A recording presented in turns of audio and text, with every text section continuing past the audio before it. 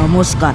এই মুহূৰ্তত আহি পৰিছে অসমৰ বিভিন্ন প্ৰান্তৰ পৰা কেইবাটা গুৰুত্বপূৰ্ণ খবৰ। আজিৰ প্ৰথমটা খবৰ, PMJAY গৰ্ভসকলৰ বাবে আহি পৰিছে এক ডাঙৰ খবৰ। চৰকাৰী গৰ্ভসকলে হ'ব পাৰে গ্ৰেপ্তাৰ। আপুনি যদি চৰকাৰী ঘৰৰ টকা পায়, ঘৰ কাম কৰা নাই, আপোনাৰ ওপৰত লোৱা হ'ব আইনী ব্যৱস্থা।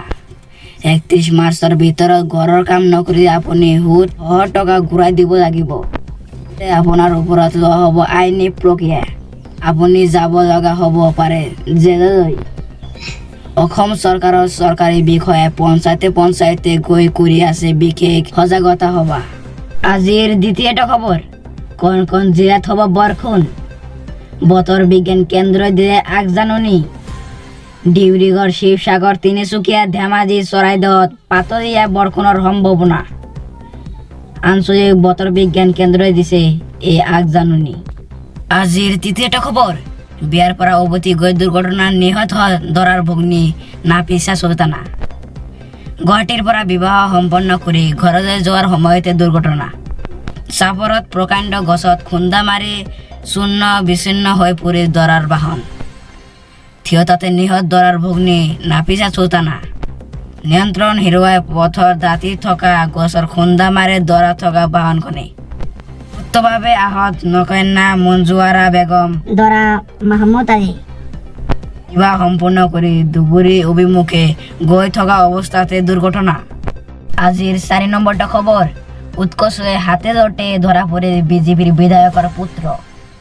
উৎকৰ্ষ লগতে পৰে লোকাযুক্তৰ জালত বিৰুপাকচাপাৰ পুত্ৰ প্ৰশান্ত কুমাৰৰ বাসগৃহৰ পৰা উদ্ধাৰ হৈছে 6 কোটি টকা।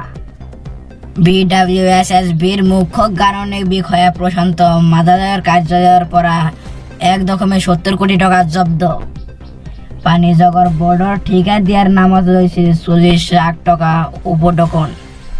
আজিৰ 5 নম্বৰটা খবৰ, গুণোৎসৱৰ ফলাফলৰ ভিত্তিত শিক্ষকৰ চাকৰি নিয়মীকৰণৰ চৰকাৰী সিদ্ধান্ত তীব্ৰ বিৰোধিতা প্ৰাথমিক টেট উত্তীৰ্ণ শিক্ষকৰ সমাজৰ। গুণোৎসৱৰ ফলাফলৰ জৰিয়তে শিক্ষকৰ চাকৰি নিয়মীকৰণ কৰাৰ কেবিনেটৰ সিদ্ধান্তলৈ শিক্ষক সমাজৰ মাজত তীব্ৰ প্ৰতিক্ৰিয়াৰ সৃষ্টি হৈছে। বেতন সুৰক্ষা সহ চাকৰি নিয়মীকৰণৰ দাবী পুনৰ সৰব হৈ পৰিছে প্ৰাথমিক টেট উত্তীৰ্ণ শিক্ষক সমাজ। ৰাজ্যৰ শিক্ষা বিভাগৰ একাংশ বৰমূৰীয়া কেতবোৰ সিদ্ধান্ত ব্যাপক বেমেজালিৰ সৃষ্টি কৰি আহিছে। বিভাগটো বিগত 23 জানুৱাৰী হোৱা চৰকাৰৰ কেবিনেটৰ বৈঠক 2022 আৰু 2023 বৰ্ষ একেৰাহে দুবাৰকৈ A+ গ্ৰেড প্ৰাপ্ত বিদ্যালয়সমূহৰ ঠিকা ভিত্তিত আৰু টেষ্টফুল শিক্ষকসকলৰ চাকৰি নিয়মীয়া কৰিবলৈ সিদ্ধান্ত লোৱা হৈছিল।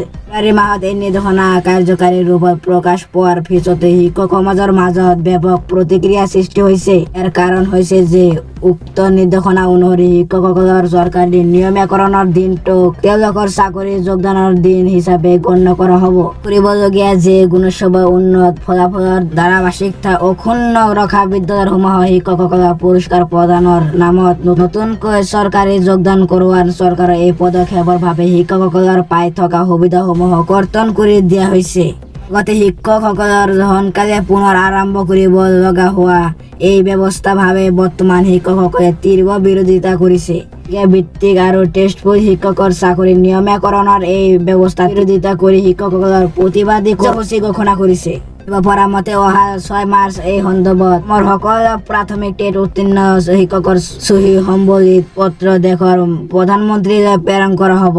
ইয়াৰ পিছত অসম প্ৰাথমিক টেট উত্তীৰ্ণ শিক্ষক সমাজে দিল্লীত অনুষ্ঠিত হ'ব লগা গণতান্ত্ৰিক কাৰ্যসূচী যোৰহাট জিলাৰ শিক্ষকসকলে সক্ৰিয় অংশগ্ৰহণ কৰিব বুলি যোৰহাটৰ বিষয়ববীয়াসকলে জনায়। সমগ্ৰ অসমতে প্ৰাথমিক টেট উত্তীৰ্ণ শিক্ষকসকলৰ এই দাবীৰ বিপৰীতে ৰাজ্যৰ শিক্ষা বিভাগে কোনো ব্যৱস্থা গ্ৰহণ কৰে এয়া লক্ষণীয় হ'ব।